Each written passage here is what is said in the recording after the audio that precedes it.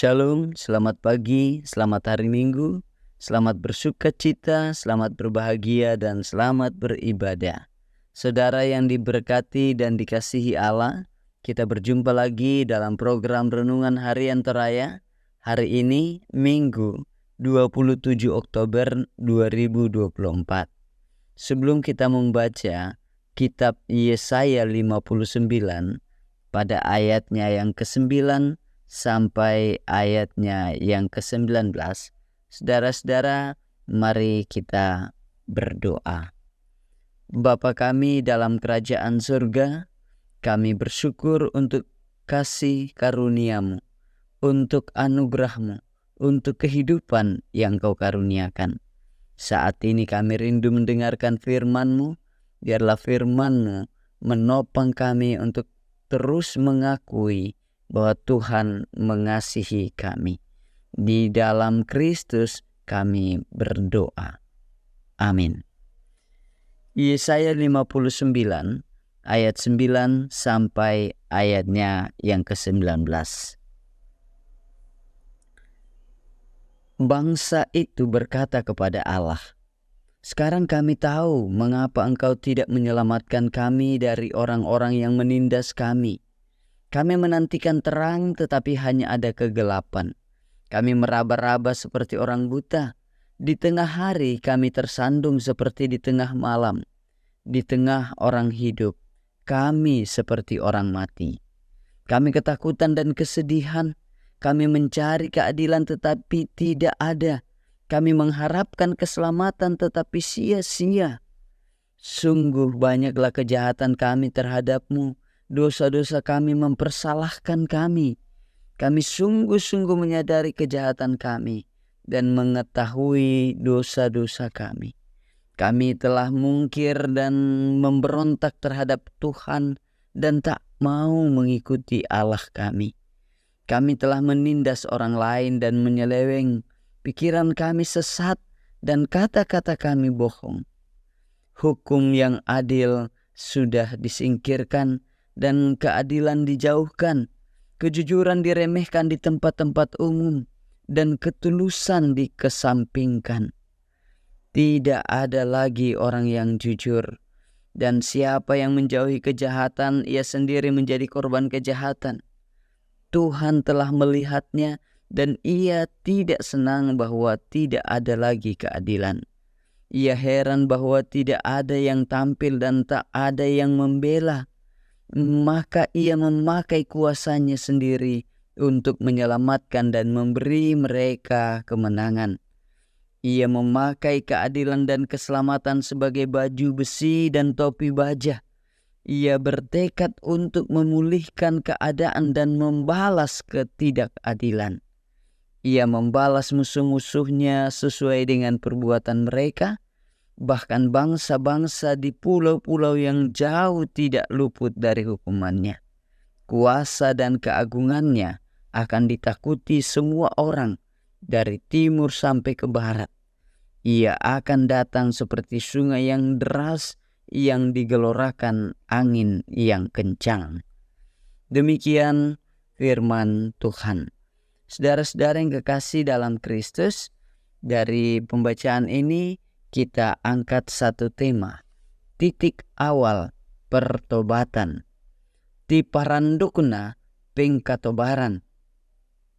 Saudara-saudara, sejarah mencatat bahwa pada 23 Februari 1940, Disney merilis film animasi komedi berjudul Pinocchio. Film ini berkisah tentang boneka kayu, yaitu Pinocchio, karya Geppetto.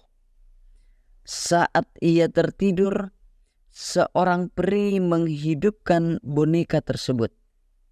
Film ini menceritakan bahwa jika Pinocchio berbohong, maka hidungnya akan memanjang.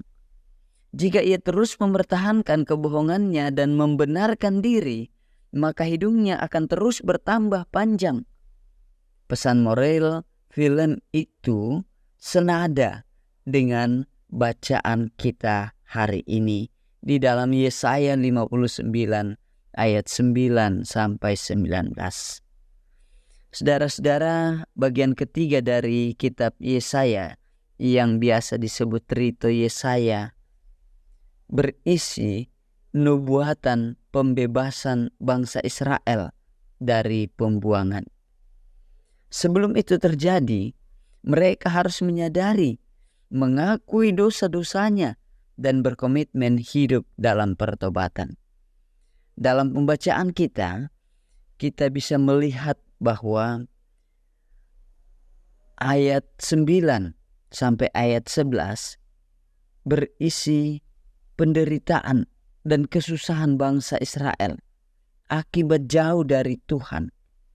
Nah, di ayat 12 sampai ayat 15a, di sana kita melihat pengakuan dosa dan kejahatan yang mereka lakukan.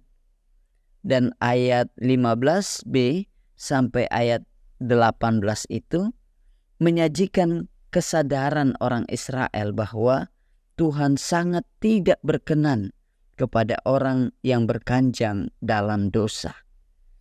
Dan semua itu memuncak pada ayat 19 pembacaan kita tentang ketakjuban dan perasaan takut kepada Tuhan. Ungkapan penyesalan yang menyadarkan bangsa Israel terhadap dosa-dosa mereka itu merupakan sebuah titik awal untuk hidup dalam pertobatan.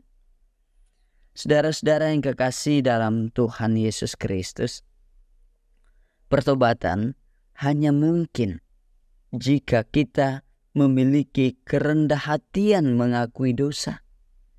Sama halnya Pinocchio, pembelaan diri terhadap dosa kita kian memanjangkan persoalan dan memerlebar jurang kehancuran. Artinya saudara-saudara, semakin membela diri, semakin buruk pula lah keadaan kita. Hari ini kita belajar bahwa Tuhan tidak berkenan terhadap seluruh pembenaran diri atas dosa. Keinginan untuk hidup berkenan bagi Allah berbanding lurus dengan pertobatan dari hati saudara dan saya sepanjang waktu, dari hari ke hari. Karena itu, mari saudara-saudara yang dikasihi, mulailah dengan mengakui dosa, rendah hati di hadapan Allah. Kita meyakini bahwa Roh Kudus akan menuntun dan menyanggupkan kala kita merespons kasih Allah. Terpujilah Kristus. Amin. Bapa di surga, terima kasih untuk firman-Mu saat ini. Menyadarkan kami untuk mengakui dosa kami. Karena kami sadar bahwa semakin kami berkanjang di dalam dosa, semakin hancur kehidupan kami. Semakin membuat kami jauh dari Tuhan. Karena itu Bapa, Engkau mengasihi kami. Ajar kami untuk terus dalam kerendahan hati, dalam kuasa Roh Kudus, mengakui hidup kami dibenarkan di dalam Kristus. Dalam anugerah kasih-Mu, dalam kebenaran-Mu kami berdoa. Amin.